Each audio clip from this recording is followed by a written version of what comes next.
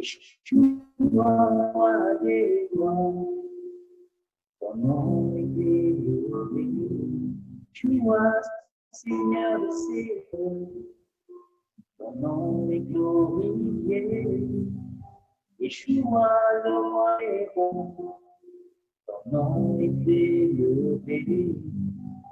Yeshua, Seigneur des Seigneurs, ton nom est glorifié. Roi des rois, ton nom est élevé. Seigneur des Seigneurs, ton nom est glorifié. Roi des rois, ton nom est élevé. Seigneur des Seigneurs, glorifié. Yeshua, le roi des rois, ton nom est élevé. Seigneur des Seigneurs, glorifié. Yeshua, le roi des rois, ton nom est élevé. Yeshua, Seigneur des Seigneurs, ton nom est glorifié. Roi des rois, ton nom est élevé. Seigneur des Seigneurs, ton nom est glorifié. Roi des rois, ton nom est élevé. Seigneur des Seigneurs, ton nom est glorifié. Père éternel, digne de gloire, peu importe ce que nous pouvons traverser dans ce monde, nous voulons toujours nous rappeler que tu es le roi des rois, le Tout-Puissant, Élohé Sabaoth, tout Seigneur. Et tu nous as dit une chose, je vous laisse ma paix, je vous donne ma paix. Je vous la donne non pas comme le monde vous donne, Père éternel, et tu nous as également dit que c'est dans le calme et la confiance que nous te prions, ô Église de gloire, Yeshua, le roi, de fortifier notre vie. Que nous puissions avoir les regards fixés sur toi, peu importe les circonstances que nous traversons dans ce monde. Parce que tu nous as promis quelque chose avec nous tous les jours, jusqu'à la fin. Merci beaucoup, Papa, de ce que tu nous rassures que tu es le contrôle de tout, Yeshua. Tu es avec nous, Seigneur, fortifie-nous. Alléluia. Nous ne voulons pas, Seigneur, combler, Seigneur, comme ceux qui n'ont pas d'espérance, cette espérance que tu es avec nous. Que ta paix, Seigneur, que ta confiance se grandisse dans ton cœur, parce que tu es avec nous. Alléluia. Et que tu es le bon berger. Le bon berger qui se soucie de ce. Amen. J'avais envie de partager un petit encouragement avec nous. C'est un passage que j'aimerais lire dans Romains 8 au verset 18, certainement un passage que l'on doit connaître. En fait, il y a quelque temps de cela, une semaine ou un peu plus, j'étais beaucoup secoué en fait. J'étais secoué, notamment dans la chair et au niveau des pensées. Et quelque part, je faisais un peu cette prière au Seigneur en disant que, mais Seigneur, qu'est-ce qui se passe? Qu'est-ce que c'est? Et j'étais vraiment secoué à un point où, je me souviens, j'étais adossé contre le mur de ma chambre et puis j'étais en train de parler au Seigneur et demander en fait son aide, demander son secours et demander à ce qu'il me fortifie en fait pour pouvoir tenir. Et juste après, quand je suis allé méditer, j'étais en train de lire dans le livre de Romains et je suis tombé sur ce passage de Romains 8 en fait, Romains 8, 18, si on peut le lire. Donc je vais le lire ici. On dit « Car j'estime que les souffrances du temps présent ne sont pas dignes d'être comparées à la gloire à venir qui doit être révélée pour nous. » Et même bien avant ça, les versets plus haut, en fait, ça m'encourageait déjà énormément. Et quand je suis tombé dessus, directement, en fait, je suis passé du statut de celui qui jouait la victime en train de se plaindre en fait, tout de suite, j'ai été rempli d'une nouvelle force qui m'a directement animé et euh, j'aimerais vraiment nous encourager, en fait, parce que ici on dit, j'estime que les souffrances du temps présent ne sont pas dignes d'être comparées à la gloire à venir qui doit être révélée pour nous. Donc, on dit que ce n'est même pas digne d'être comparé. Il n'y a même pas à dire que non, genre, on va comparer, bon, d'accord, là, c'est beaucoup et tout et tout. Non, on dit que ce n'est pas digne d'être comparé parce que, en fait, ce qui doit être manifesté pour nous, voilà, pour ceux-là qui tiennent ferme, en fait, jusqu'au bout, jusqu'à la fin, c'est quelque chose de grandiose, comme Paul va dire, des choses ineffables qu'il n'est pas permis à l'homme de dire, en fait. Parce que c'était trop waouh, c'était trop impressionnant, c'était quelque chose qu'il ne pouvait pas décrire parce que la gloire était tellement immense. Et quand nous réalisons un peu les moments dans lesquels nous sommes, voilà, la gravité de la situation, ben on se rend compte que ces choses-là sont davantage beaucoup plus proches de nous, en fait. Voilà, il y a, Paul va dire dans Romains 13 là-bas que le salut est plus proche de nous maintenant que lorsque nous avons cru. Donc, euh, mon frère, si tu as cru il y a, je sais pas, il y a 2 ans, il y a même quelques jours, aujourd'hui, le salut est plus proche de nous et plus on avance, plus le salut s'approche. Et personnellement, ça m'encourage énormément de savoir que ben, dans quelques temps, en fait, c'est cette délivrance dont on a tant entendu parler, cette délivrance que l'on a lu finalement dans la parole, cette délivrance que nous-mêmes on sait être véridique, c'est quelque chose que l'on va finir par expérimenter. On va passer voilà, d'une histoire qu'on nous racontait à quelque chose de concret en fait. Et voilà, quand je pouvais encore écouter mon frère Jacques parler de ce qui risque de se passer, non seulement au Maroc, mais certainement dans le monde, en fait. Je pouvais avoir un peu cela qui montait à cœur de nous encourager par rapport à ça, en fait. Peu importe voilà, les souffrances qu'on pourra vivre, il n'y a pas de, il y a pas de, il y a pas à comparer ça, en fait, avec tout ce que le Seigneur réserve pour nous.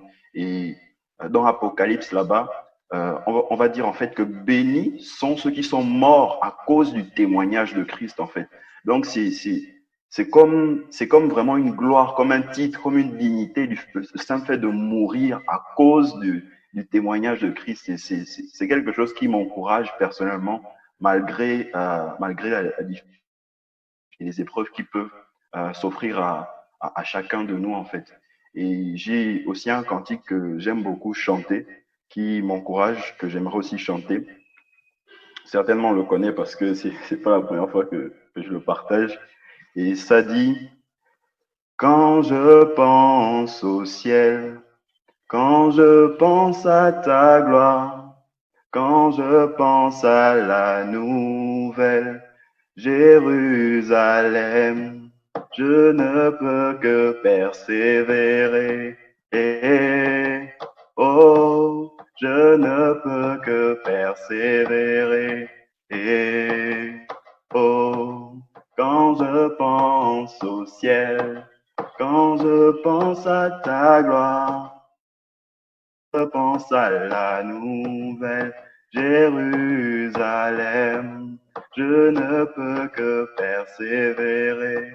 Et, oh, je ne peux que persévérer.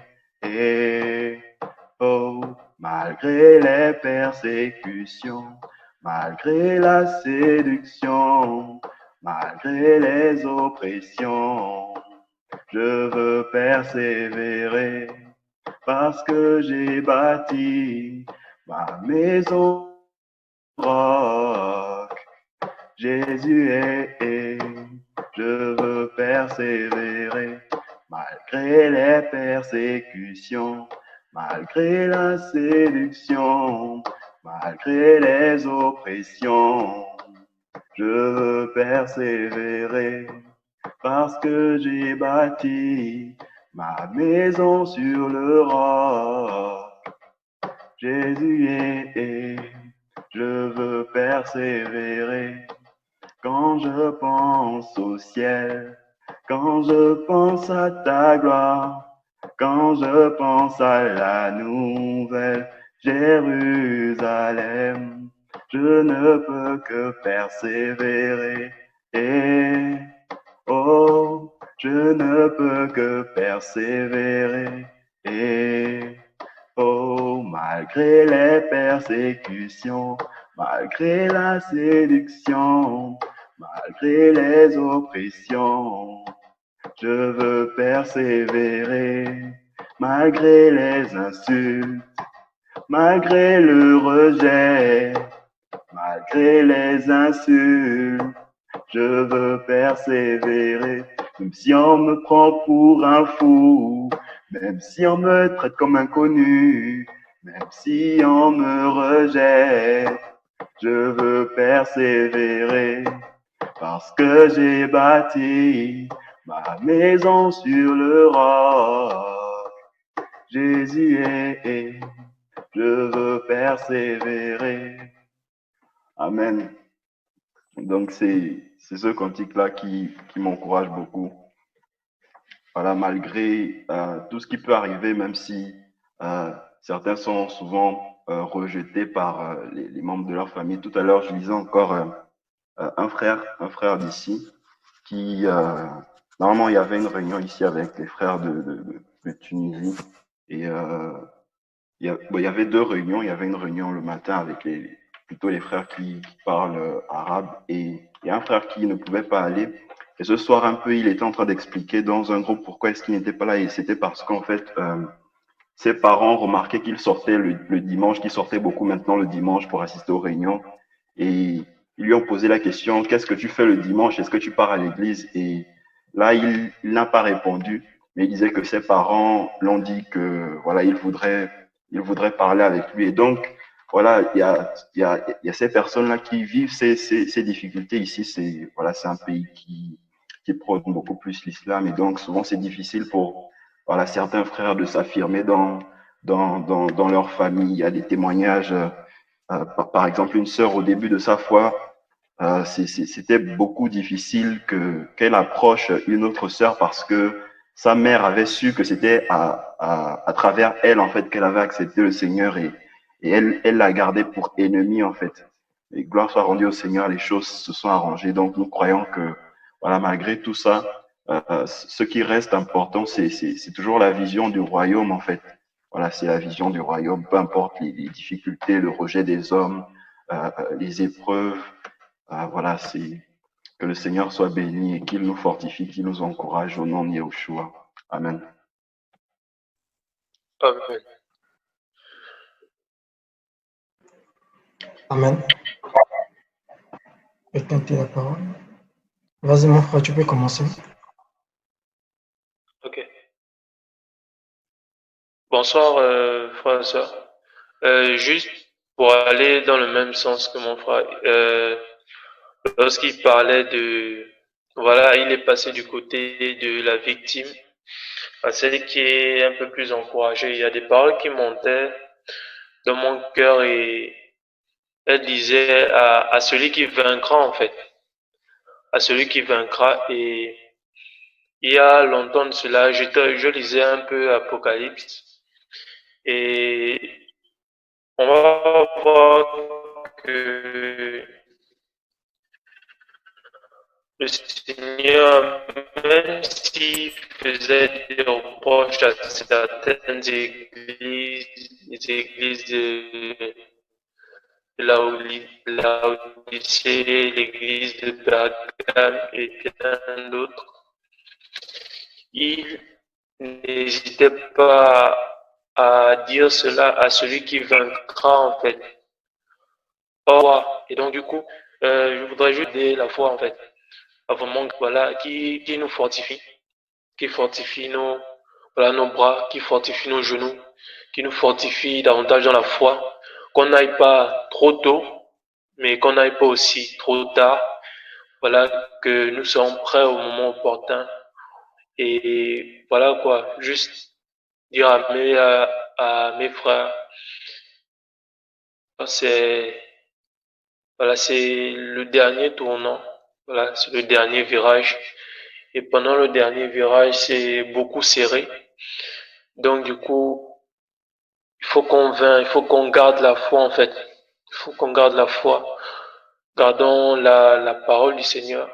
Conservons-la plus précieusement que l'or. Qu'importe ce qui peut se passer, mais nous, on doit se focaliser sur la parole.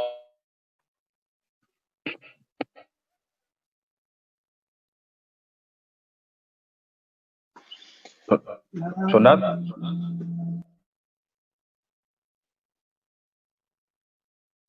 ok, il a un souci de connexion. Bonsoir mon frère, merci.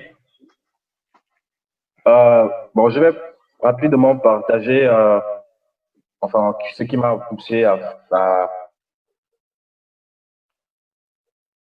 vous inviter, à convoquer cet appel. Nous avions déjà, de temps à autre, quand le Seigneur mettait à cœur, on avait des appels, des appels vidéo comme ça entre frères sur WhatsApp. Et ce matin, ce fort désir est monté dans mon cœur. Donc, je comptais appeler quelques frères et sœurs du Maroc, d'Algérie, d'Italie. Je ne sais pas, est-ce qu'il est là, Stéphane? Stéphane, tu es là? Frère d'Italie aussi. Mais après, le Seigneur a conduit les choses autrement. Il a vraiment conduit les choses autrement et je me suis retrouvé à parler avec des frères je sais pas, du Gabon, du Sénégal. Et parce qu'en fait, nous sommes dans un temps où le Seigneur rassemble davantage en fait ses enfants, ses élus, ceux en qui il a mis sa semence. On le voit de plus en plus aujourd'hui. Et en même temps, c'est un temps où beaucoup, en fait, il ôte en fait le levain, il ôte plutôt l'ivraie. On écoute beaucoup de scandales, on écoute beaucoup de choses qui se passent dans les nations. Le Seigneur fait une séparation, un tri de plus en plus flagrant pour ceux qui demandent au Seigneur le discernement de voir ces choses. On voit beaucoup de personnes qui ont marché, qui ont été là avant et qui maintenant se détachent. On ne comprend pas, mais en réalité, le Seigneur est simplement en train de montrer la réalité en fait des cœurs. Et en même temps, on voit des personnes qui ont toujours refusé la parole, qui ont toujours été opposées à la parole et qui sont en train de se tourner en fait. Et, et actuellement, c'est l'une des choses qui est combattue, hormis la communion avec le Seigneur éternel. Beaucoup chutent parce qu'ils n'ont plus cette communion fraternelle, non qu'elle soit, non qu'elle soit salutaire ou qu'elle, voilà, mais c'est très important, c'est une chose très importante. La parole, je pense que si vous regardez la thématique, c'est Télim 133, Psaume 133. Il est bon pour les frères d'être agréables. Et je vous assure, pendant ces temps, en fait, on ne priera pas forcément pour quelqu'un à moins que le Seigneur conduise des choses ainsi, mais il y a des choses qui sont restaurées en fait en nous. Beaucoup peuvent le témoigner, je le sais, actuellement dans les cœurs, dans l'esprit de beaucoup, il y a des choses qui sont alors qu'on n'a même pas prié. Et tout simplement parce que le simple fait de se retrouver en fait, ayant l'esprit d'Élohim, eh ben, l'huile coule, la tête d'Aaron, il se répand. Et c'est l'une des choses qui est beaucoup combattue actuellement avec le confinement et tout, la communion fraternelle, c'est plus possible. Comme on pouvait le penser avant, il faut bien qu'on se mette dans la tête que les temps dans lesquels nous sommes, en fait, on ne va pas faire un retour en arrière. Hein. Il n'y aura pas un retour, les choses ne vont pas revenir comme elles étaient. On ne pourra plus forcément se retrouver physiquement comme c'était il y a cela 12 mois ou je ne sais pas trop. C'est les temps, ceux qui regardent, qui consultent le Seigneur et qui regardent l'actualité, vous allez vous rendre compte que les temps ne seront plus les mêmes. Et ce sont des temps comme ceux-là que le Seigneur permet. Et quand on se réunit comme ça, eh ben, il y a son huile qui coule en fait. Il y a des choses qui sont déposées, il y a des choses qui sont restaurées parce que le Seigneur il est en train de rassembler en fait ses véritables enfants. Ils sortent en fait, ils sortent de l'islam, ils sortent de la sorcellerie, ils sortent des fausses doctrines. Mais en même temps, ceux qui ont toujours été là, qu'on a toujours vu comme frères, c'est le Seigneur révèle l'état de leur cœur en fait. Donc voilà, laissons-nous conduire. Chacun d'entre nous a une expérience avec d'autres qui passent par des temps de faiblesse. Ça, je le sais actuellement dans la foi qui passe et beaucoup de temps de faiblesse. Soyons libres de nous exprimer. Soyons libres de demander la prière, l'ecclésia, pas d'un frère, pas d'une sœur, mais de l'ecclésia tout entière. Soyons libres de partager également une pensée que le Seigneur a mise en nous, un fardeau que le Seigneur nous a communiqué depuis un temps et qui n'est pas forcément pour nous-mêmes, mais qui concerne le corps. Et voilà, donc je tenais à partager cela. Voilà. Bonsoir, je suis le frère Aguilar, Dakar. J'espère que vous m'entendez. Et je crois que ce qui se fait, c'est vraiment pour la gloire du Seigneur. Je suis beaucoup. J'ai pas trop l'habitude souvent de prendre part à des eaux parce que vraiment le monde fait peur. Ce sont des choses que pour ceux avec qui on a toujours travaillé, qui sont présentement, des choses qu'on a prêchées lorsque nous étions au lycée. Je pense 2013, 2012, nous avons dit que, au fait, il devait y avoir des choses qui devaient se passer. Et aujourd'hui, lorsqu'on les vit, on vit ces choses, ça fait vraiment peur.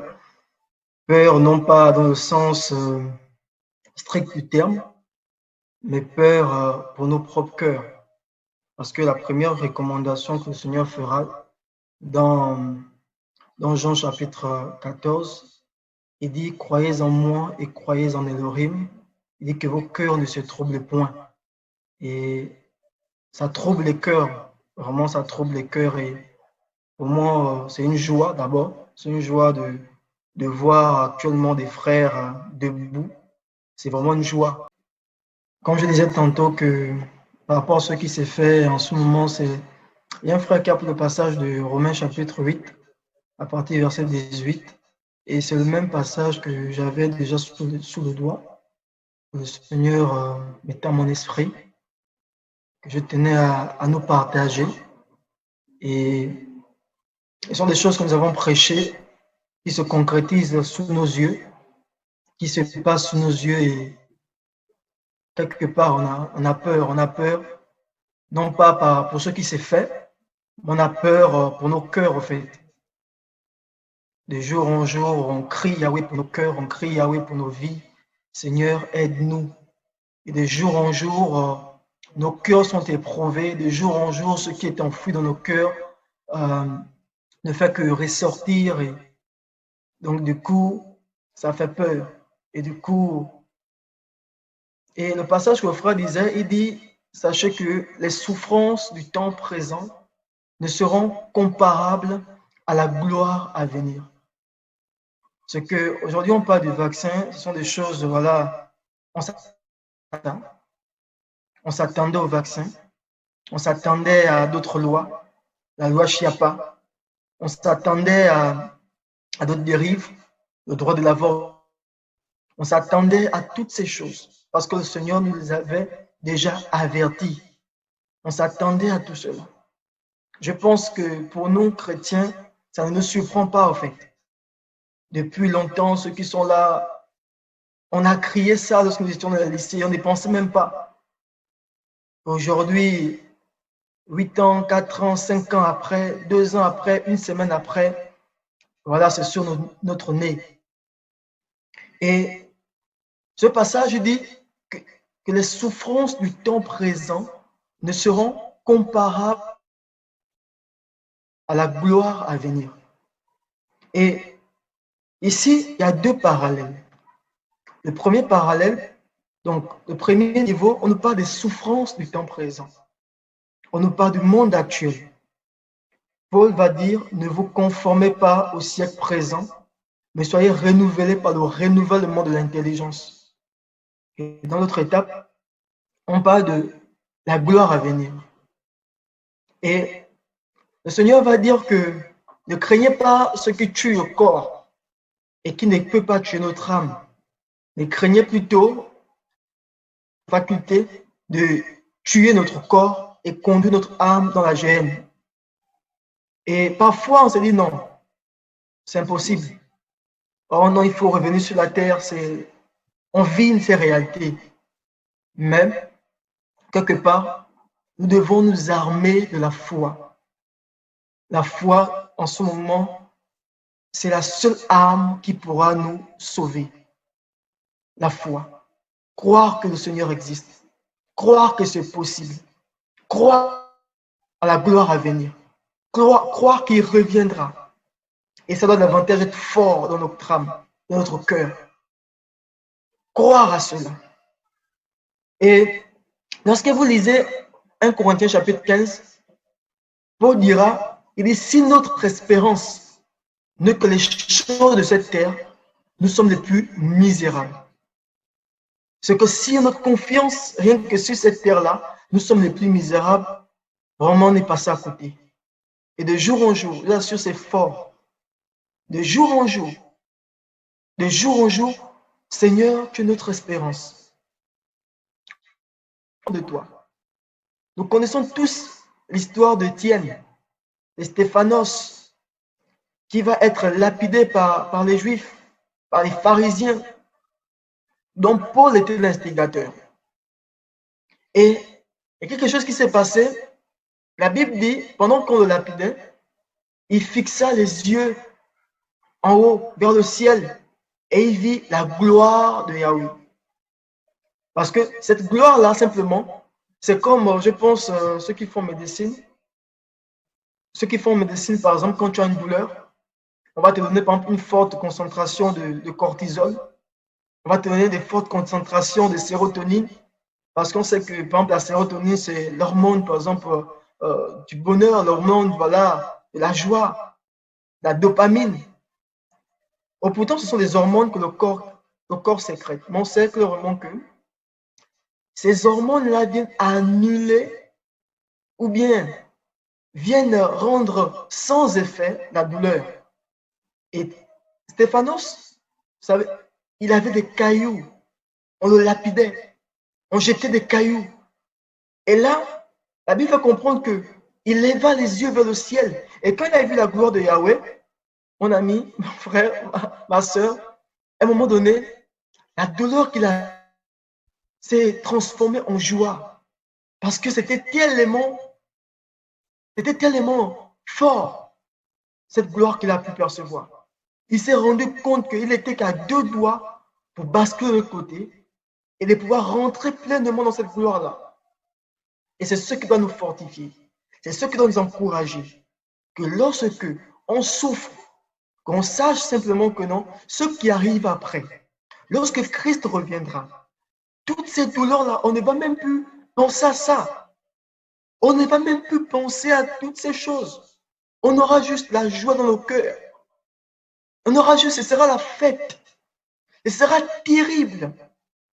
Waouh! On va oublier même que non, mon frère m'avait vexé. On va oublier même qu'on m'avait insulté dans les bus. On va oublier cela. Parce que cette gloire-là, bien sûr, est de jour en jour autant sur la terre. Vraiment, la Bible dit chercher les choses d'en haut où Christ est là-bas. C'est là-bas où nous devons chercher les choses. Parce que là, on cherche les choses d'en haut, plus on va avoir de brins, on va avoir des portions, on va avoir l'odorat de cette gloire. Et ça va nous attacher plus au Seigneur. On sera plus attaché au Seigneur. Et quand ces choses viendront, frères et sœurs, on va prier. De tous, aucune personne ne veut recevoir le vaccin, du moins pour ma part. Mais si on nous contraint, si on nous attrape de force, avec quelle force on aura pour pouvoir dire, bon, non, on n'a pas de force. Parce qu'ils ont les armes, ils ont tout. Ils ont les moyens pour nous imposer cela. On n'aura aucune force. Mais on aura simplement la même attitude que Stéphanos a eue, c'est de lever les yeux vers le ciel et de voir la gloire du Seigneur. Nous devons davantage nous concentrer sur là. Nous devons davantage nous concentrer sur la personne de Yahushua. Davantage. Et là, la douleur, vraiment, ce sera là. Mais on sera déjà comme des personnes folles. Les gens vont dire, mais comment ils souffrent en joie? Ils ne mangent pas, mais ils sont en joie. Ils sont pressés, mais ils sont en joie. Frère, en ce moment, nous sommes dans un monde compliqué. Tout ce que nous mangeons, nous savons tous, c'est transformé. Ça a juste un but pour nous activer des désirs impurs. Nous savons tous, au fait. Ça détruit notre solide corps. Nous savons tous ces choses. Donc, vraiment, mettons ça à l'esprit et les souffrances du temps présent ne seront comparées, ne sont même pas dignes d'être comparées à la gloire à venir. Lorsqu'on dit Christ essuiera toutes les larmes de nos yeux, frère, il essuiera. Frère, il essuiera. Nous avons tous de Abraham. Abraham qui va quitter Ur pour aller dans sa patrie. Arrivé dans sa patrie, il va faire quoi? Il va habiter sous des tentes parce qu'il attendait la cité céleste qui a des solides fondements. Donc Christ est l'architecte et le constructeur. Ayons les mêmes mentalités que Abraham. Comme Pierre le dit, nous sommes étrangers et voyageurs sur la terre. Donc travaillons comme on peut, étudions comme on peut, voilà, nourrissons-nous comme on peut, mais gardons à l'esprit que tout ce que nous avons peut basculer à n'importe quel moment. Que le Seigneur soit béni. Et vraiment, quand le frère a pris ce passage, je me suis rendu compte que le Seigneur parle, au fait.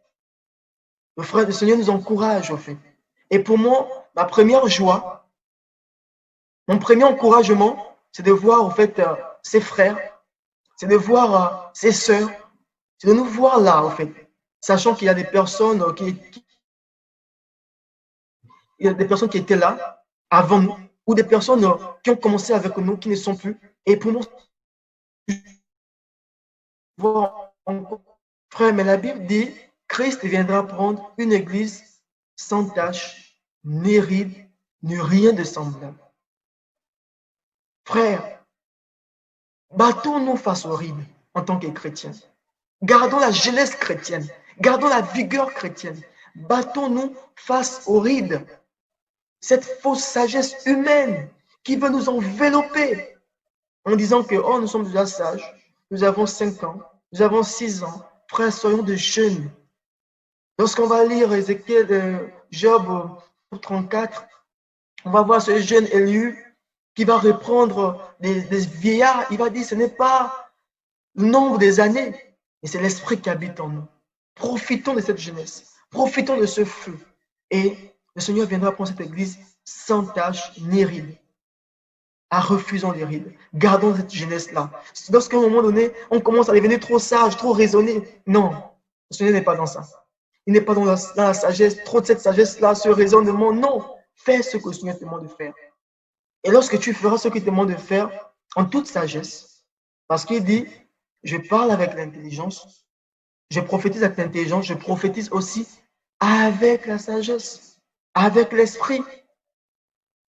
Donc, si je paraphrase, donc que le Seigneur soit béni et vraiment c'est encourageant tout ce qui s'est fait et compris encore pour dire merci Seigneur du fait que je te vois, tu me vois, du fait qu'on soit encore là. Le Seigneur va reprendre certaines vies en disant que il dit si seulement c'était à Sodome et Gomorrhe qui avait reçu, je paraphrase, qui avaient reçu au fait cette visitation depuis longtemps, ils seront sauvés. Et je vous assure, ceux qu'on est en train d'écouter ce soir, c'est tellement bénéfique et ça m'encourage beaucoup, ça me fortifie beaucoup. Donc du coup, je dis vraiment merci au Seigneur. Merci au Seigneur et profitons les uns pour les autres de ces paroles. Et je souhaiterais qu'on prie pour dire merci au Seigneur, pour écouter de telles paroles, de telles exhortations, que le Seigneur nous fortifie davantage, qu'il nous remplisse davantage de son amour. Amen. Seigneur, merci pour ta grâce, merci pour ton amour. Merci pour permis que je puisse revoir mon frère Steve. Merci parce que tu as permis que je puisse revoir mon frère Jacques. Merci parce que tu as permis de voir mon frère Ronan. Merci parce que tu as permis de voir tous ces visages, papa. Merci, Seigneur, mon roi. Merci, Seigneur. Il y a des personnes qui n'ont plus cette force, Seigneur. de se réunir, qui n'ont plus, papa, ce pouvoir d'écouter ce que j'écoute, ces cantiques merveilleux. Ah, Seigneur, merci. Ah, Seigneur, merci. Garde-nous, Seigneur. Garde-nous dans la simplicité, Seigneur. Garde-nous dans la vie, Zoé, Père. Je t'en supplie, Père. Pardonne, pardonne ma faute, Seigneur. Pardonne-moi, Père. Garde-nous. Que ton nom soit béni, Seigneur. Garde-nous, Seigneur. Que nos cœurs ne soient point troublés, Papa. Que nos regards soient fixés vers toi, Père. Père, merci pour le souffle de vie. Merci parce que c'est ma génération qui vit cela. Merci, Seigneur, mon roi. Gloire et louange à ton Saint-Nom. Gloire et louange à ton Saint-Nom, Adonai. Moi, j'ai une question. J'ai une question qu'il faut poser à Elohim. Mais je vais nous poser cette question afin qu'on parle, en fait, qu'on exprime, qu'on s'exprime et en s'exprimant, qu'on puisse réaliser, qu'on puisse prendre en considération ces vérités, ces réalités qu'on va exprimer.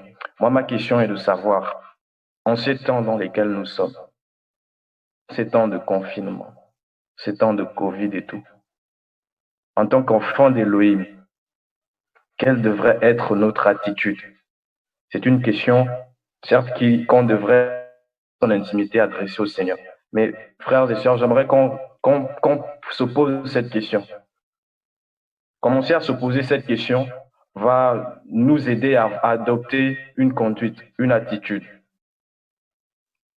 et à se tourner bien évidemment vers le Seigneur à la parole. Donc, je ferme mon micro et j'aimerais qu'on s'exprime. Mon frère Ronan, je ne sais pas, est-ce que tu es là encore, Ronan? Oui, mon frère Ronan. On va commencer par toi. Et puis, j'aimerais savoir, Ronan. S'il te plaît, Jacques, tu peux réitérer la question, s'il te plaît. Oui, je vais la réitérer. En ces temps dans lesquels nous sommes, confinement, de Covid, de plein de lois liberticides, anti-machia qui sont votées partout dans les nations. Ces temps vraiment dans lesquels nous sommes aujourd'hui, nous sommes, je pense que c'est le 22, hein, le 22 novembre 2020. Ces temps dans lesquels nous sommes où la première puissance économique, la première puissance les États-Unis, on parle de corruption dans les élections, on écoute des scandales par-ci et par-là. Il y a la menace terroriste sur la France, beaucoup de scandales dans les nations et tout. Dans ces temps dans lesquels nous sommes là, où nous voyons ces choses, où nous entendons ces choses, où nous sentons ces choses, où nous voyons l'oppression, où nous vivons des choses terribles, le Seigneur peut nous révéler quelle devrait être notre attitude en tant qu'enfant d'Elohim, pas en tant que Gabonais, pas en tant que Congolais ou Sénégalais, pas en tant qu'étudiant, pas en tant que, je sais pas, docteur, en tant qu'enfant d'Elohim, disciple du Mashiach, illuminé par la parole du Seigneur. Quelle devrait être notre attitude face à face aux médias, face à, voilà, tous ces éléments. Donc, mon frère Ronan, et puis, c'est pas seulement Ronan, mais voilà, ma pensée était de s'adresser d'abord à lui et en réfléchissant chacun et pour répondre selon que le Seigneur va nous aider. Ok, d'accord, Jacques, que le Seigneur soit béni. C'est vrai que tu me surprends un peu, mais le Seigneur nous surprend toujours et on va se laisser conduire. C'est vrai que on n'a pas forcément des idées fixes dans la tête, mais je crois que le Seigneur est puissant et souverain pour nous conduire. Et quand j'écoutais Gaylord, déjà, je pensais un peu, en fait, aux captivités que les Hébreux ont pu vivre, en fait, voilà, lors de leur... Excuse-moi de t'interrompre. C'est juste pour éviter qu'après on prenne encore un temps pour cela. Si tu peux brièvement te présenter, parce qu'on est frères, hein, te présenter, où est-ce que tu es pour ceux qui ne te connaissent pas. Bon, moi je te connais et voilà, en bref, pour tes frères et sœurs qui sont là. Et puis, je pense que ta caméra, on voit plutôt ton c'est... Ah ouais, excusez-moi. Ok, d'accord. Voilà, donc moi c'est Ronan, je suis en France actuellement, précisément à Nancy. Je pense que ceux qui connaissent notre sœur Graziella Wenda, voilà, nous sommes ensemble ici sur Nancy. Voilà, donc je pense connaître pas mal de personnes depuis que je suis connecté. Je vois pas mal de visages que je connais bien. Voilà, donc voici ce qui concerne la présentation. Voilà, donc pour répondre à la question que Jacques posait par rapport à voilà, autant que nous traversons, quelles sont les directives ou du moins, voilà, la conduite à tenir par rapport à ces temps. C'est vrai que, voilà, j'ai pas forcément des idées fixes, mais je pense qu'au fur et à mesure, voilà, le Seigneur m'aidera au fur et à mesure à communiquer, voilà, ce que je pense au fond par rapport à tout ça. Voilà, déjà quand Gaylord parlait, je pensais beaucoup plus à comme je disais en amont, en fait, aux captivités que les Hébreux ont pu traverser, en fait. Vous allez vous rendre compte que les Hébreux ont connu plusieurs captivités, mais notamment deux en particulier. Et quand on étudie les deux captivités des Hébreux, que ce soit avec Babylone ou bien les Égyptiens, en fait, c'était deux captivités assez particulières, en fait. Ça veut dire que la première captivité, on voit bien, en fait, que les Hébreux, en fait, étaient sous la pression des Égyptiens. C'était une captivité beaucoup plus liée à la persécution. Et on voit vraiment que c'est dans cette persécution, en fait, que les Hébreux ont vu la gloire d'Élohim, en fait. Voilà, et la captivité babylonienne, c'était beaucoup plus une captivité, en fait, très, très séduisante. Babylone vient avec la séduction et les Hébreux tombaient beaucoup plus dans la compromission. C'est pourquoi Shadrach, Meshach et Abednego, vont résister, en fait, devant la statue de Nebuchadnezzar. Et je pense que quand on parle de vaccin, j'écoutais Gaylord, une question me venait, je me suis dit, mais voilà, est-ce qu'au fond, en fait, les personnes voilà, vont simplement se permettre de prendre le vaccin, voilà, sous condition que le Seigneur est grand, il est puissant pour nous garder et tout ça. Et je pense qu'on n'est pas dans cette configuration de choses et on rentre vraiment dans une captivité, en fait, beaucoup plus comme celle des Égyptiens où on sera de plus en plus, en fait, voilà, de plus en plus oppressé, de plus en plus persécuté. On fera beaucoup plus face à une opposition, en fait. Et je crois que, voilà, le Seigneur vient prendre une église glorieuse, une église qui vit la Zoé, qui manifeste et qui voit la Zoé du Seigneur chaque jour au quotidien. Et je pense que c'est à nous aussi d'accepter de prendre position. Donc, je pense que, pour répondre clairement à la question qui a été posée, moi, je pense que les temps de confinement, en fait, que le Seigneur permet, c'est comme une armée, en fait, qui part en casernement. C'est comme une armée, en fait, qui se prépare parce qu'il y a des temps plus difficiles qui arrivent. Moi, c'est vraiment, en fait, ce à quoi je pense quand je vois à chaque fois le Seigneur, en fait, qui permet, en fait, qu'on se confine, on se reconfine. Personnellement, quand je fais la lecture, je pense que des temps difficiles arrivent. Quand j'écoutais la plupart des prédicateurs, certains sur Internet, ils estiment, en fait, que 2020, en fait, marque, en fait, une autre phase du combat spirituel.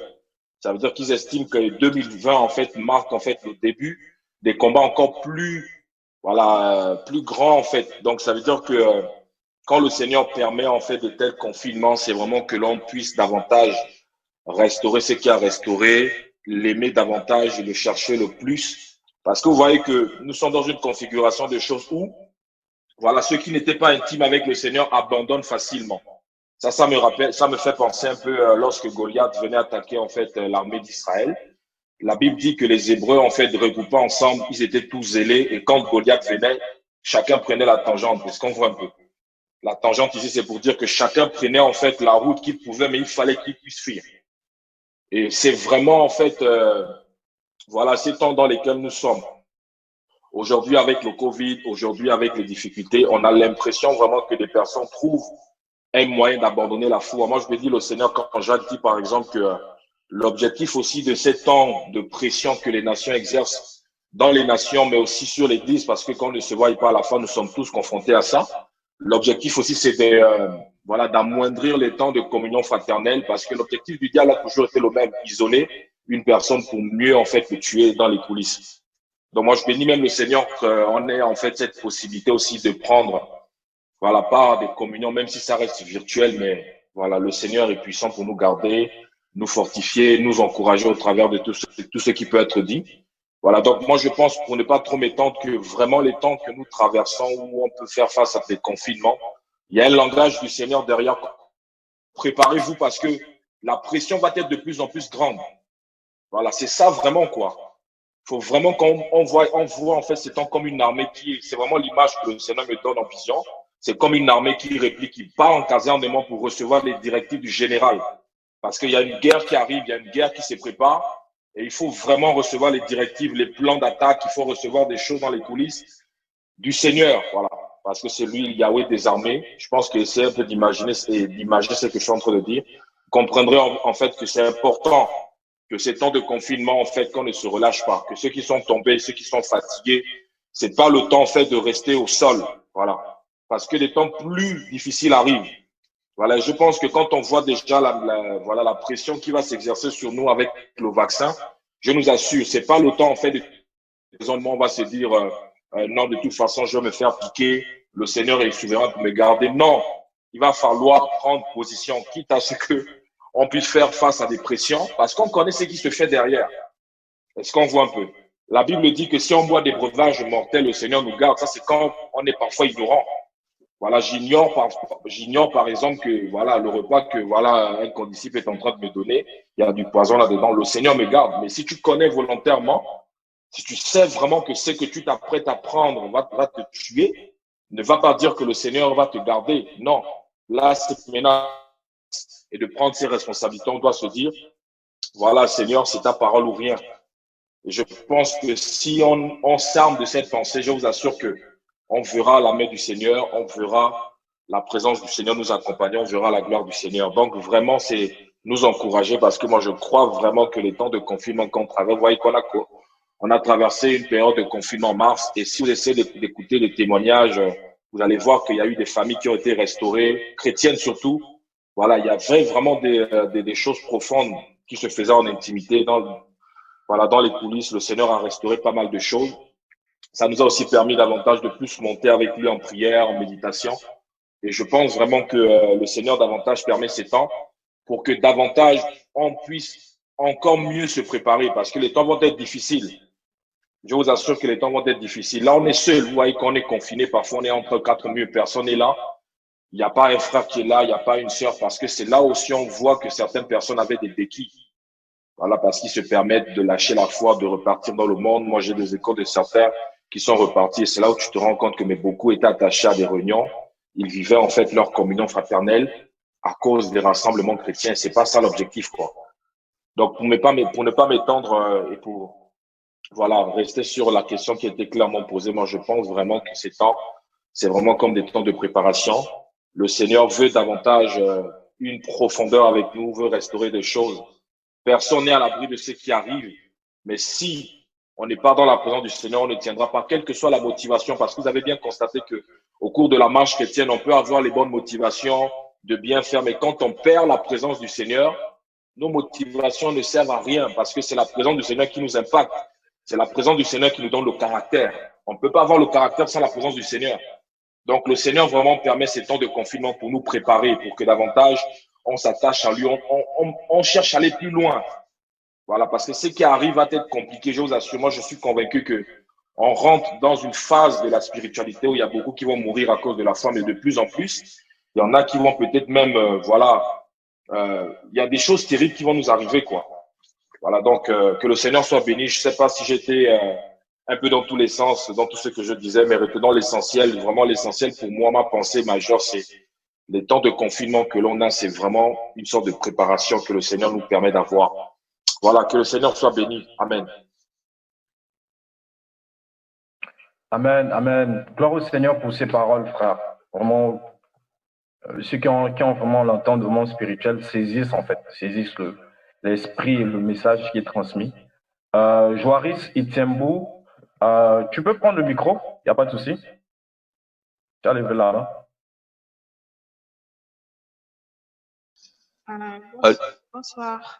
Non, je suis avec mon frère, il veut partager. Je ne sais pas comment lever la main. Je ne sais pas. Ok. C'est bon. Bonsoir.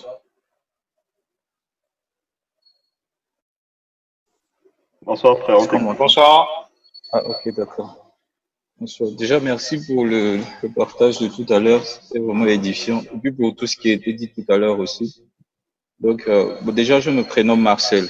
Voilà. Donc, Je suis du côté du Gabon. Voilà. Donc, je vais juste aller directement à la question qui a été posée tout à l'heure par le frère, de savoir qu'est-ce qu'il faut faire, quelle est l'attitude à tenir, en fait, par rapport à tout ce qui se passe actuellement. Donc, moi, j'ai juste retenu quand même certaines choses. Bon, disons, il y a 5 points quand même, parce que je trouve que c'est quand même un truc qui fait réfléchir un tout petit peu. Donc, il y a 5 points que j'aimerais partager quand même avec tout le monde. Donc, la première chose, déjà, c'est de savoir d'abord, de savoir premièrement que Jésus-Christ dit qu'il nous laisse sa paix. Voilà, et il dit que je vous laisse ma paix, et la paix que je vous laisse, je ne vous la donne pas comme le monde la donne en fait. Donc d'abord, je pense que c'est la première chose d'abord à savoir avant de pouvoir faire quoi que ce soit, de savoir que j'ai la paix en moi et que même quand autour de nous, il y a des vents, il y a des marées, lorsque c'est en train d'aller dans tous les sens, savoir que en moi j'ai la paix et que la paix que l'on a, c'est une paix qui ne dépend pas des circonstances ou du confinement ou des confinements, tout ce qui se passe ou du coronavirus en fait. Donc c'est d'abord quelque chose que je pense que nous en tant qu'enfants de Dieu, on doit avoir cette assurance de la paix de Christ en nous. Alors maintenant, la deuxième chose, Christ dit que, bon, je n'ai pas noté les passages, hein, donc voici pourquoi je vais essayer un peu vite que les autres aussi parlent. Donc la deuxième chose aussi, c'est Christ dit il dit de demeurer dans sa parole. Il dit celui qui demeure en moi, je demeurerai aussi en lui. Donc la deuxième chose aussi, par rapport à tout ce qui se passe, c'est vraiment de demeurer dans la parole de Christ. Parce que je pense que il dit que toutes ces choses toutes les choses vont passer en fait, mais sa parole ne va pas passer. Et nous, on a ce privilège d'avoir en fait la parole de Dieu qui est éternelle. Et elle n'est pas limitée dans le temps en fait. Donc nous, on peut s'appuyer sur cette parole-là. Parce que c'est elle qui soutient toutes choses. Dieu soutient toutes choses par sa parole puissante. Donc on peut s'appuyer sur la parole de Dieu dans ces temps qui sont de plus en plus compliqués. Donc il y a avoir la paix de Christ, s'appuyer sur la parole de Dieu. Et puis aussi être humble. Voilà, c'est des mêmes principes. Garder l'humilité. Quand je parle d'être humble, c'est-à-dire être humble par rapport à ce que Dieu attend de nous, en fait. Donc, rester toujours dans une attitude d'humilité dans ces moments qui sont compliqués, ne pas s'agiter, ça rejoint un peu la paix, mais être humble à l'écoute de ce que Dieu va dire. Et il y a aussi une autre chose, c'est manifester l'amour. Parce que la parole de Dieu nous dit que Dieu est amour, en fait, et que c'est par l'amour aussi que l'on reconnaît que nous sommes disciples de Jésus-Christ. Et aujourd'hui, nous, comme je disais tout à l'heure, on a l'avantage d'avoir la paix de Christ en nous. Les autres, ceux qui n'ont pas Christ, ils paniquent ou bien ils font confiance aux masques, confiance aux mesures de protection et tout. Mais nous, on sait que nos vies ne dépendent pas d'un masque ou de mesures de protection. Alors donc, eux, ils paniquent, peut-être que ils paniquent et tout, mais nous, on doit manifester de l'amour en fait. C'est une obligation. C'est les mêmes principes qui ne changent pas. C'est quelque chose que Christ a laissé de nous aimer, d'aimer notre prochain. Aime ton prochain comme toi-même. C'est les mêmes principes en fait qui doivent rester. On ne doit pas en fait commencer à aller chercher ailleurs ou à gauche. On doit vraiment rester sur ce que Christ a dit. Manifester de l'amour envers ceux qui sont à côté de nous, envers ceux qui paniquent. On doit leur apporter l'amour de Christ parce que c'est de ce dont le monde a besoin actuellement. La parole de Dieu dit quelque part, toute la création tout entière attend avec un ardent désir la révélation des fils de Dieu. Et je pense que c'est par l'amour en fait que ces personnes-là sont capables en fait de comment dire ça, déjà de venir à Christ, parce que c'est ça l'essentiel. Et manifester de l'amour, il y a aussi le fait être sage, voilà, tout simplement. être sage. Là où nous sommes actuellement, les temps dans lesquels nous sommes en train que nous sommes en train de traverser nous demandent d'être sage, de réfléchir. Bon, je vais m'étendre là-dessus, mais être sage par rapport à ce que Dieu nous demande de faire. Et la dernière chose aussi, c'est de prier, simplement de prier sans cesse, parce que on a besoin de prier par rapport à tout ce qui se passe, prier pour notre foi, prier pour rester ferme, parce que si on ne prie pas, bon, les choses seront ne seront pas très, très confortables, si je peux dire ça comme ça. Déjà que ça ne l'est pas déjà. Donc, c'est un peu ça. Bon, voilà, je crois que j'ai été un peu bref. Je suis allé un peu vite. C'est les petites choses que je voulais partager avec le corps de Christ. Merci. Bonsoir à tous. Je me prénomme Lisa. Je suis du côté du Gabon. Et je bénissais en fait le Seigneur pour la question. Parce que justement, en fait, j'avais un sujet de prière allant dans ce sens, en fait. Et en fait, ce que moi, je voulais dire, c'est que nous devons, en fait, de garder la bonne attitude durant tous ces moments que nous allons vivre la venue du Seigneur, en fait. Justement, ce qui cause tout ce tumulte dans le monde, c'est tout simplement la venue du Mashiach qui vient avec une telle pression, en fait, et le monde est en ébullition. Nous sommes tous au courant de ces choses. Nous sommes tous au courant de ces choses. Rien n'est nouveau pour nous. Et comme pouvaient dire les frères qui m'ont précédé, en fait, c'est que ce que nous avons prêché hier, nous les vivons aujourd'hui. Et moi, ça m'encourage parce que vraiment, je peux constater, en fait, la véracité de ma foi, de ce en quoi j'ai cru, en fait, parce que c'est en train d'arriver, en fait. Voilà. Qui l'aurait cru? Peut-être bien que dans nos pensées, quand on parlait de cela ou encore quand on entendait, c'était dans un futur vraiment lointain. Mais aujourd'hui, on se retrouve en fait dans tout ce que dit. Et moi, je bénis le Seigneur parce que, voilà, ça affirme encore vraiment la véracité de ce à quoi j'ai cru, en fait. Et moi, je voulais nous dire, en fait, que il faut que nous puissions garder la bonne attitude. Cette attitude-là, en fait, qui va nous permettre de ne pas être distrait au milieu, en fait, de tout ce tumulte. De ne pas être déconcentré. Justement, nous devons garder nos regards fixés sur Yeshua parce qu'il revient, en fait. Nous devons, voilà, rester, en fait, concentrés. Et le but, en fait, de tout ce tumulte, de toutes ces nouvelles, de ces news et tout, en fait, tellement ça fait du bruit que on se rend compte, en fait, que nous sommes en train d'être déconcentrés, en fait, sur l'objectif.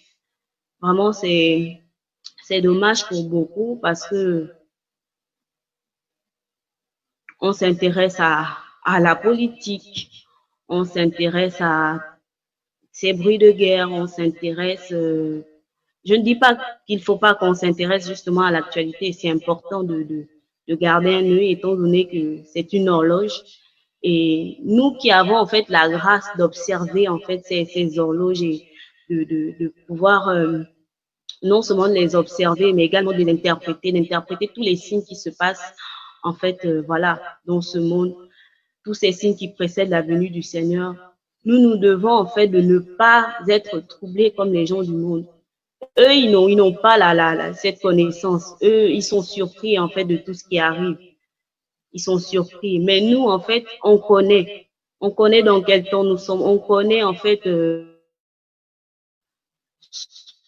ce temps que nous traversons. En fait, ce n'est pas étranger en fait voilà, ce n'est pas étranger à nous en fait, parce qu'on sait, il nous a dit dans sa parole, On sait que ces choses devaient arriver. Donc, nous nous devons en fait de ne pas nous laisser troubler. Justement, le but de l'ennemi, c'est de nous distraire. Et facilement, voilà, on tombe dans la distraction, la passivité, l'oisiveté, et on se fait attaquer en fait. Et justement, je bénis le Seigneur parce que je vais dire, c'est pas une guerre en fait qui est à venir. On est déjà dans la guerre, justement. Nous sommes déjà dans cette bataille, déjà ce combat au prix de notre foi, au prix de notre salut en Yeshua en fait. Et c'est vraiment un combat rude. Moi, je ne sais pas pour vous, mais vraiment, moi, le Seigneur me revêt tous les jours, en fait, de cette pensée au combat. Je suis de plus en plus intense, en fait, dans la prière parce que je réalise, le Seigneur me fait grâce de réaliser le combat dans lequel je me trouve, en fait. Et voilà, en fait, nous sommes dans cette bataille, voilà, avec nos adversaires, justement. Et nous combattons pour notre foi, nous combattons pour le salut, nous combattons pour ce à quoi nous avons cru. Et nous devons de rester concentrés, en fait, de rester sobres. Sinon, on est tout de suite, en fait. Ce n'est pas vraiment, en fait, je dirais, ce n'est pas nécessaire de regarder aux signes, en fait, voilà, à tous ces signes qui causent pour beaucoup de la peur, de l'hésitation. Vraiment, ça crée vraiment la peur, en fait, de voir les prophéties de la Bible s'accomplir. Et là, on stresse, on se dit, Seigneur, est-ce que je vais y arriver? Est-ce que je vais y arriver? Est-ce que, voilà, on est dans tous nos états et ce n'est pas la bonne attitude, en fait. Ce n'est vraiment pas la bonne attitude. La bonne attitude, c'est de rester au pied du Père, de rester concentré sur le Seigneur Yeshua, sur sa venue, de rester concentré sur notre préparation, nous, son épouse, de rester concentré, voilà, à nous préparer, voilà, afin qu'il puisse nous trouver, en fait, prêts, en fait. Voilà, nous concentrer sur nos robes que nous devons laver chaque jour, nous concentrer sur la bataille, le combat, parce qu'à un moment d'inattention, nous laissons une porte ouverte et l'ennemi se gère. Donc vraiment, nous devons en fait de rester concentrés, de rester sobres, bien que c'est pas facile au milieu de tout ce tumulte, ce n'est pas évident. Voilà, il y a du bruit autour de nous, c'est des guerres, c'est de la souffrance, pas évident, mais il suffit juste en fait de fermer tout en fait, voilà, où-dedans nous, nos yeux, tout ce qui nous permet en fait d'être en contact à ce monde, voilà, de tout fermer et de regarder dans l'esprit en fait le Seigneur qui arrive. Voilà. C'est ça en fait notre attitude à avoir, à rester vraiment dans la prière, dans la sanctification, à nous concentrer vraiment, à garder les pots là que le Seigneur nous donne. C'est pas évident parce qu'il y a beaucoup qui, comme on disait tout à l'heure, beaucoup laissent la foi en ce moment. C'est une catastrophe. Voilà ceux qui avaient cru, ceux même qui nous ont prêché en fait cette assurance-là, ils tombent tous dans la course en fait. Je me rappelle, j'avais fait un songe où nous étions en train de courir avec des frères. Je sais pas, on courait en tout cas. Et en fait, il y a un frère qui me disait, pour rester concentré, en fait, il faut regarder autour de toi. Et il me donnait la parole, il me donnait la Bible. Il me disait, garde-la près de toi. Et pendant qu'on courait, en fait, je voyais toutes ces personnes qui couraient avec moi, qui étaient sur le même champ de course avec moi, tomber, en fait.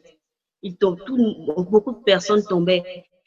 Et j'étais comme distrait à un moment, mais pourquoi ils tombent? D'autres étaient essoufflés, d'autres perdaient en endurance. Et vraiment, j'étais déconcentrée. Mais j'ai entendu la voix du Seigneur qui m'a dit, reste concentré sur la ligne d'arrivée.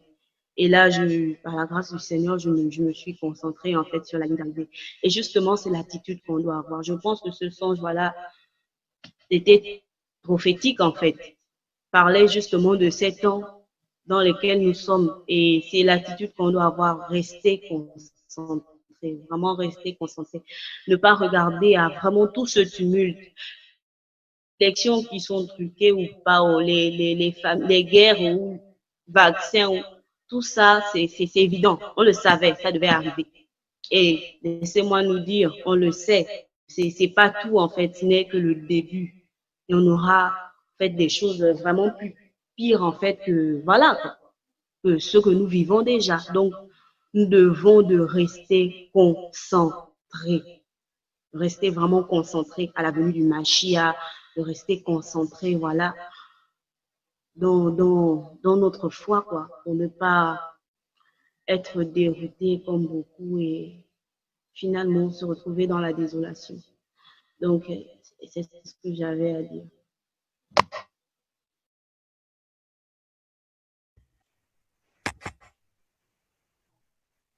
Alors, bon, Merci déjà aux frères pour de noter les questions et les réponses également. Que le Seigneur vous remplisse vraiment, frère. C'est pas une petite affaire. Après, si Joaline ou bien Steven, comme vous avez souvent, le Seigneur vous accorde de le faire à chaque fois. Faire un PDF ou un Word de la question et puis des questions et puis des différentes interventions pour partager aussi aux autres frères et sœurs qui n'assisteront pas. Et c'est vrai que les enregistrements, je pense qu'il y a Graziella qui enregistre. Je vais le mettre sous forme audio, sous format audio et de telle sorte à partager aux autres. Actuellement, je suis déjà en train de faire le PDF et les réponses notées par Farouk m'aident beaucoup. Et les réponses également de Gabriel. Amen, gloire au Seigneur. Donc, Laurette, vas-y. alors, je suis Laurette du Maroc. Voilà. C'est ma première fois d'être et j'en remercie tous les frères et sœurs qui sont passés. Vraiment, j'ai été vraiment édifiée. Et concernant l'attitude à avoir pendant ce temps, moi, je pense que d'abord, je vais aller en passage au Luc, la version du second. Luc 18, verset 1, il dit, Jésus leur adressa une parabole pour montrer qu'il faut toujours prier et ne point se relâcher.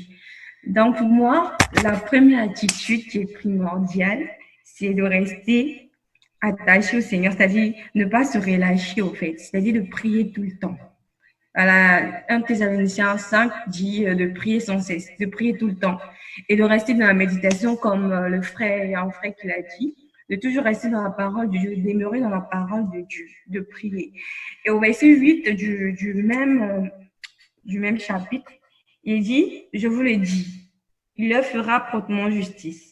Mais quand le Fils de l'homme viendra, trouvera-t-il la foi sur la terre? Ici, ça parlait de la parabole du juge inique. Dieu disait qu'il allait rendre justice à toutes ces personnes qui criaient jour et nuit, parce que tous les justes, au fait, qui criaient jour et nuit. Et après ça, il a dit, mais, genre, il a mis, si j'en ai une opposition, vous dit, est-ce que si Dieu vient, il va trouver, au fait, la foi sur la terre? Vous dit que la sanctification ne suffit pas, au fait. C'est-à-dire, tu peux être, d'après toi, saint des saints. Mais si au fond de toi, tu doutes de la venue du Christ, en fait, ça sert à rien, en fait. C'est comme ton combat, c'est rien. Donc, de rester toujours dans la prière, de rester toujours dans la méditation, de rester toujours en lui, au fait. Déjà, moi, au début du confinement, j'avais pas compris, au fait, pourquoi le confinement, pourquoi ça, pourquoi. Et c'est vers la fin du confinement que le Seigneur m'a fait comprendre que c'est un temps où il nous prépare en fait pour sa venue, il nous prépare, il nous met à part. Et c'est le moment pour nous de vraiment s'accrocher à lui au fait. C'est-à-dire, j'étais tellement distraite au début du dimanche, tout le temps, parce que actuellement je suis venue à les élections et tout. Au début, j'étais très distraite. C'est-à-dire que je priais pas comme ça, j'ai prié rarement.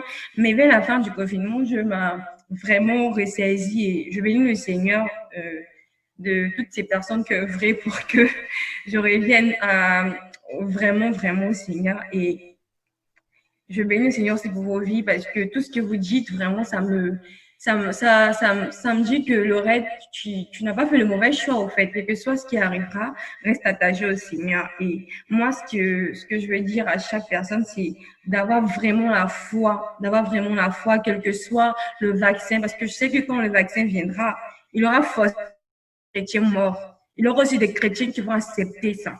Or, nous savions déjà que le vaccin, on sait ce qui sera, ce qui est dedans, on sait tous. Donc, si on accepte ça, c'est comme si on réunit au fait Christ. C'est une manière de dire, soit tu prends Christ, soit voilà. Et vraiment, ça sera, comme vous tous l'avez dit, hein, ce sera vraiment un moment de dur labeur. Mais Dieu nous demande d'être heureux, d'être vraiment heureux. De rester, je dirais, heureux au fait de savoir que c'est la fin, voilà, de soupirer, de vraiment attendre l'époux. Tous les jours, nos vies attendent l'époux. Et aussi d'avoir le cœur du Seigneur pour les âmes perdues. Voilà, de ne pas être égoïste au fait, de ne pas se dire, voilà, moi, le Seigneur, je serai sauvé et tout, mais il faut penser aux autres, à tes frères, à tes parents, à tes amis, parce que actuellement, il y a des gens qui tombent. On va pas les regarder tomber, il faut que nous aussi, on parte les chercher. On part dire, ah, faut revenir mon frère, à exhorter nos frères et tout. Vraiment, c'est ce qui était sur le cœur. Voilà. Alors, on m'entend? Oui, Farad. Ok, bonsoir tout le monde. Je suis content de voir les uns et les autres, ceux que je connais, ceux que je connais pas. Content de voir Latifa, Joaline. Ça me réjouit. En tout cas, que le Seigneur soit béni. Suite à la question de notre frère Jacques, il y a quelques éléments de réponse qui sont venus à mon esprit.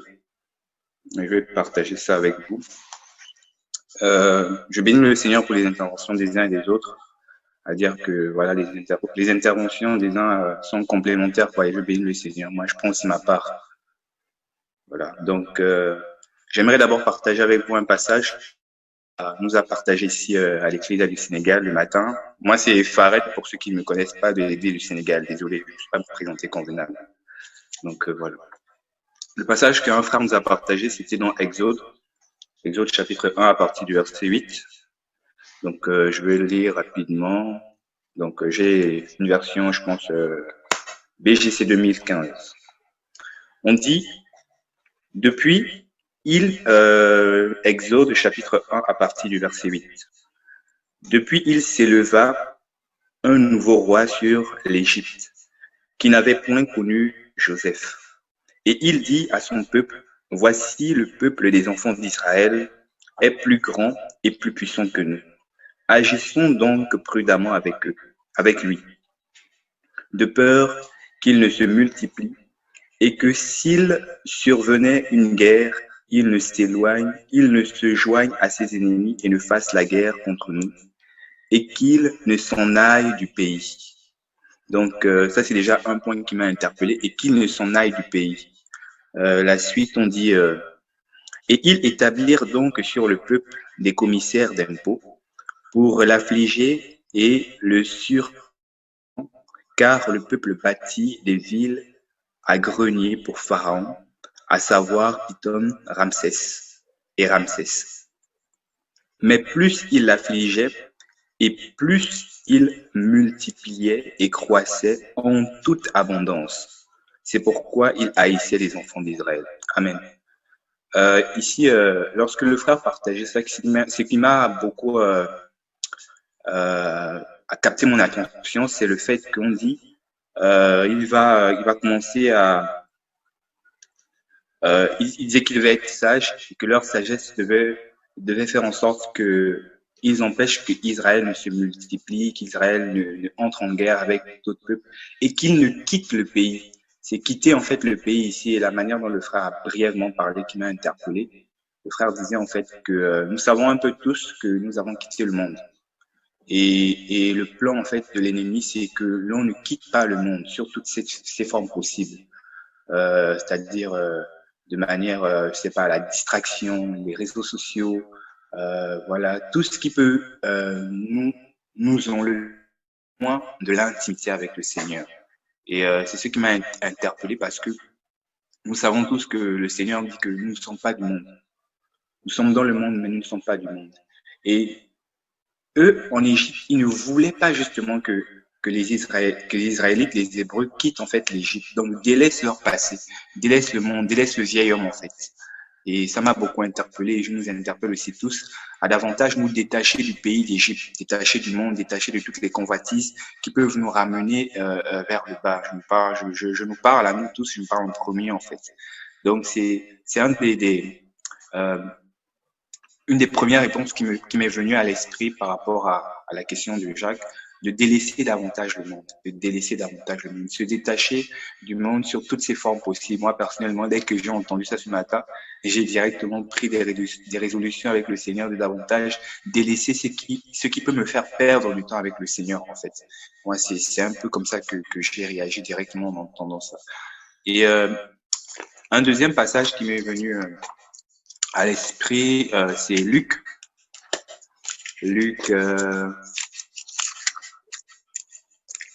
Luc, si je ne me trompe pas.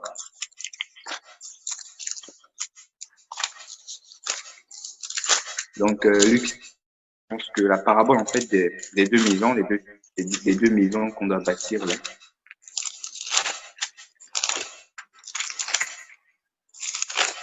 Voilà, Luc 6, 46.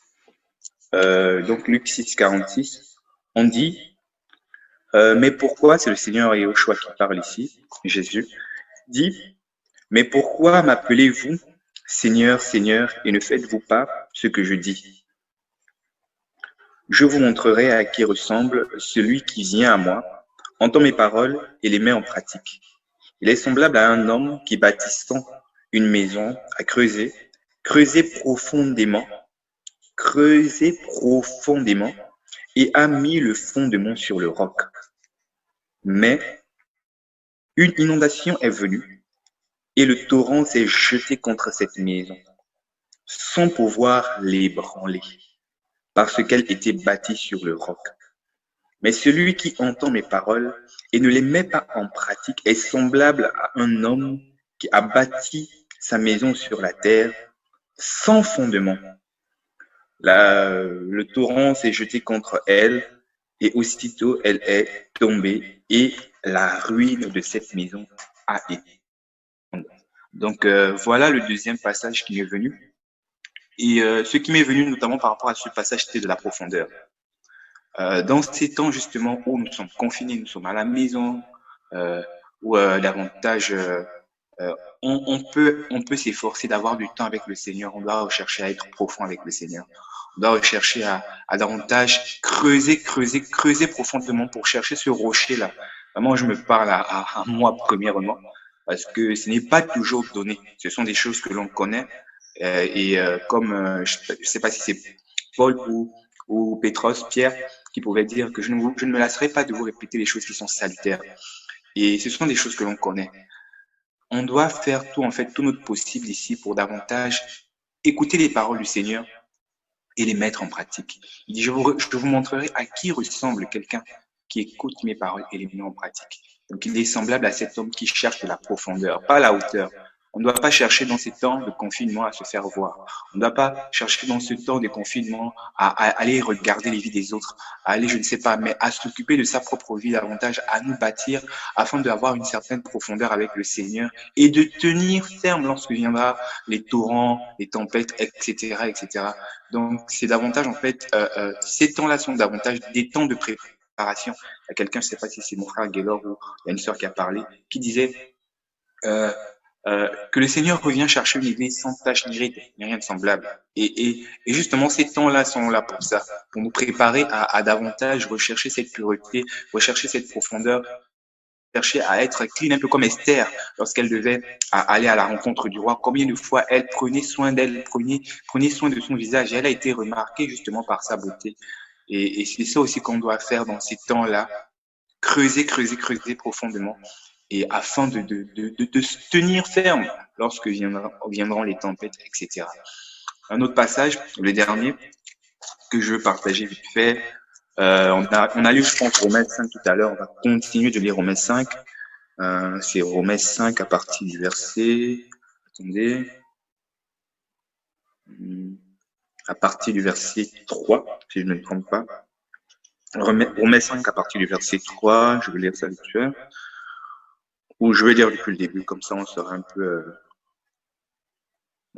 tous au même niveau. On dit, étant donc justifiés par la foi, nous avons la paix avec Dieu. Bon, j'ai la version 2015, comme je vous le disais. Nous avons la paix avec Dieu par notre Seigneur Jésus-Christ, par lequel aussi nous avons été amenés par la foi à cette grâce dans laquelle nous tenons ferme et nous nous glorifions dans l'espérance de la gloire de Dieu. Et non seulement cela, mais nous nous glorifions même dans les afflictions, sachant que l'affliction produit la persévérance. Donc voilà un peu, on essaie un peu de, ça nous ramène encore un peu dans notre cadre, un peu comme le premier passage où Israël devait commencer à avoir des charges plus lourdes. Voilà, parce que justement le pharaon qui était là, voilà, voulait davantage oppresser le peuple. Et nous sommes dans ces temps-là où nous allons davantage être oppressés par les lois impies, oppressés par les études qui veulent nous engloutir parfois, voilà, qui veulent nous lever de notre intimité avec le Seigneur, les pensées, le monde, les problèmes. Je pense que nous tous, on traverse un peu parfois les mêmes choses. Et le Seigneur attend de nous que les afflictions produisent en nous la persévérance. Sachant que l'affliction produit la persévérance, l'épreuve, l'espérance. Or, l'espérance ne confond pas parce que l'amour de Dieu est répandu dans nos cœurs par le Saint-Esprit qui nous a été donné.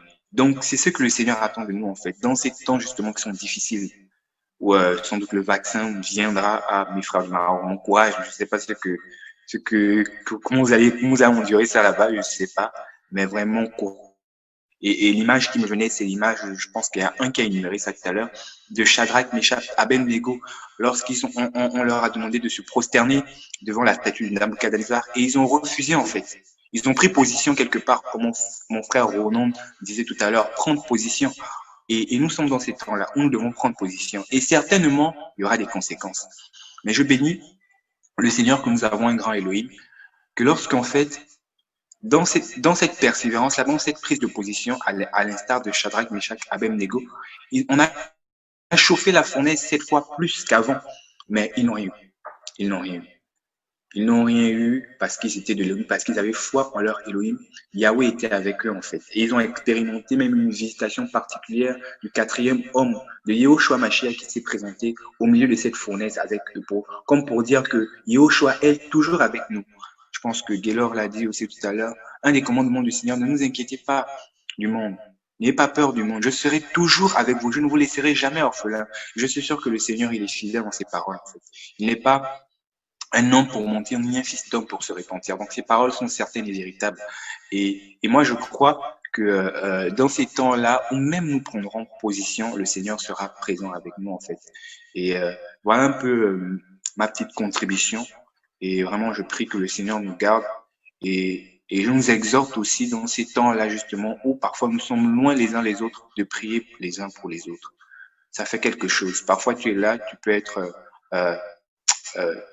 affligé, tu peux être oppressé, mais après, tu te sens soudainement boosté par un frère peut-être en train de prier pour toi quelque part. Et je nous exhorte aussi à cela, à prier davantage les uns pour les autres dans ces temps de confinement. Et je suis sûr que la prière du juste comme la parole est d'une grande efficacité en fait. Donc, amen. Que le Seigneur soit béni. Amen. Bon, je vais me représenter. Moi, c'est Jared, un frère du Sénégal également. Et donc, je bénis le Seigneur pour les frères qui sont venus avant moi, qui m'ont précédé en et vraiment saisissant ce que le Seigneur voudrait nous dire en fait. Ouais. Quand le frère Jacques en fait a posé sa question, il y a des passages qui nous sont venus du coup, et notamment je vais les lire. Je crois que c'est le frère de Joaris qui a évoqué ça brièvement. On va prendre, c'est dans Philippiens 4, à partir du verset 4 d'abord. Je vous laisse un temps pour prendre.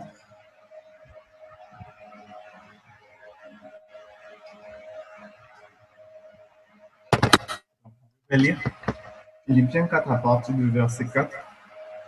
Le Seigneur dit par l'entremise de Paul, « Réjouissez-vous toujours dans le Seigneur. Je vous le répète, réjouissez-vous.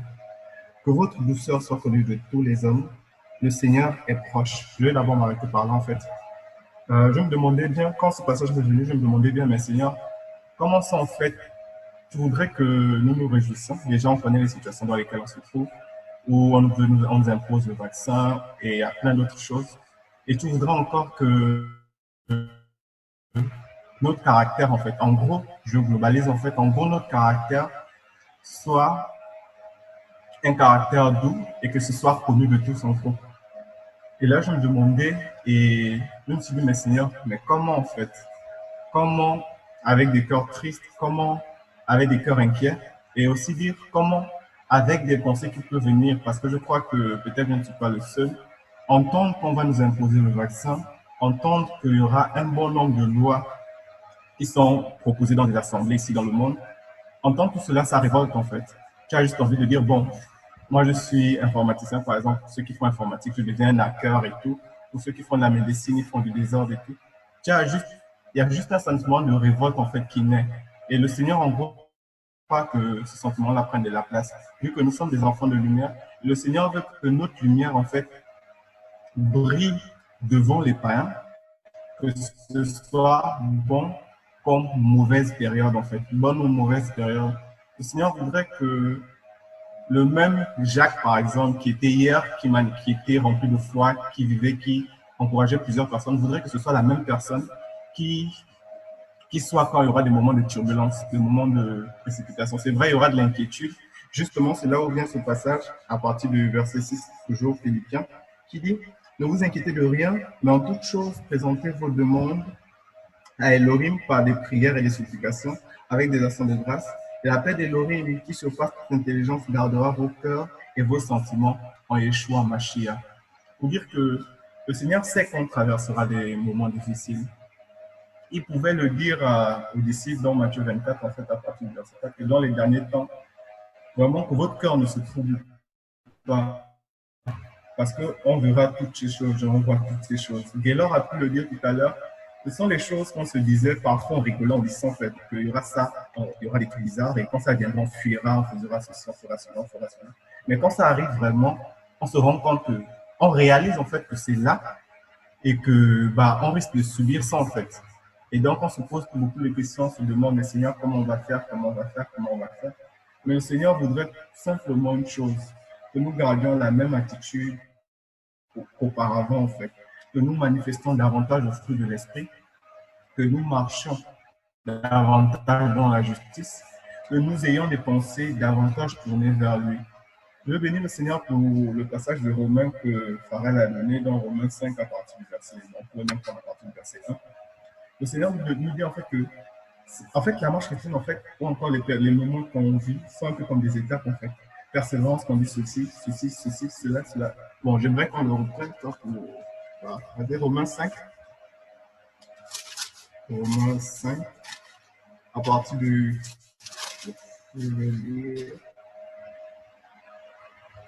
premier verset même. Étant donc justifiés par la foi, nous avons la paix avec Elohim, par notre Seigneur Yeshua Mashiach, par lequel aussi nous avons été amenés par la foi à cette grâce, dans laquelle nous tenons ferme. Et nous nous glorifions dans l'espérance de la gloire en Elohim. Et non seulement cela, mais nous nous glorifions même dans les afflictions, sachant que l'affliction produit la persévérance, et la persévérance, et l'épreuve, l'espérance. Donc, je vais m'arrêter par là. Donc, en fait, Paul commence par dire que nous nous glorifions dans les afflictions, en fait. Pour dire que c'est vrai, ça, ce sera difficile. Certains vont sûrement pleurer, ça c'est peut-être inévitable. D'autres seront inquiets, d'autres seront troublés. La foi de certains prendront sûrement des coups. Peut-être d'autres abandonneront la foi pour un moment. Mais le Seigneur voudrait que dans ces afflictions-là, en fait, nous puissions tenir ferme, en fait. Nous puissions nous réjouir. Nous puissions non pas avoir cette paix du monde, comme beaucoup de frères ont pu le dire bien avant, parce que le Seigneur nous a dit qu'il nous a laissé sa paix, mais que vraiment le Seigneur habite en nous et nous amène à marcher conformément à sa parole, en fait. Nous amène à vraiment regarder les choses autrement. Où les gens crient, pleurent et cherchent à être étaient grillés, cherchent à être des rebelles, cherchent à être des personnes qui vont au-delà des lois. C'est vrai, il y aura des lois impies qu'on ne va pas forcément suivre, mais d'autres vont peut-être en abusant, en fait. Et donc, au lieu de suivre ces personnes, le Seigneur voudrait que, voilà, on ait ce cœur-là, en fait, qui garde ses commandements simplement et qui marchons convenablement selon ce qu'il voudrait ou selon ce qui nous mettra à cœur. Et pour finir, j'aimerais lire la suite, en fait, dans Philippiens 4, toujours, 8, à partir du verset 8. Paul va dire, au reste, mes frères, que toutes les choses qui sont vraies, toutes celles qui sont honorables, toutes celles qui sont justes, toutes celles qui sont pures, toutes celles qui sont aimables, toutes celles qui sont de bonne réputation, toutes celles où il y a quelques vertus et quelques louanges, soient l'objet de vos pensées, en fait. Et là encore, c'est comme, en fait, je peux dire, c'est comme encore quelque chose que le Seigneur nous rappelle simplement, que au-delà de tout ça, en fait, au-delà de la révolte que toutes ces lois peuvent créer en nous, parce que je crois que ça nous révolte d'une certaine manière, tu as envie d'être belle, tu as envie de vraiment faire plein de choses. Mais le Seigneur voudrait que nous ne nous laissions pas emporter par cela. C'est vrai, c'est méchant, c'est vrai, c'est impie, c'est vrai, c'est déshonorable, c'est vrai, c'est à la limite troublant. Tu te demandes comment l'homme peut faire ça sans prochain. Mais en tant que chrétien, en tant qu'enfant d'Élohim, nous croyons, moi je crois qu'on est tous avisés d'une certaine manière. Le Seigneur nous demande qu'au-delà de ça, en fait, nos cœurs restent les mêmes, en fait.